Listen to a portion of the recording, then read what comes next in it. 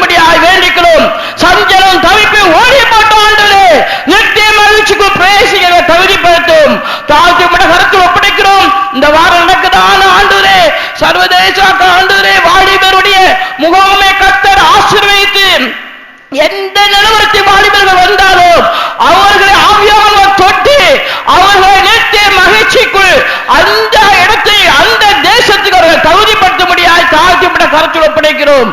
நாங்கள் அதற்காக ஜெபிக்க எங்களுக்கும் கிருபை தாரும். இயேசுவின் நாமத்தில் கேட்கிறோம் பிதாவே. Amen. Now may the grace of our Lord Jesus Christ, the love of God the Father, and the sweet fellowship of the Holy Spirit rest and abide with us now and until Jesus returns in glory. Hallelujah! Hallelujah!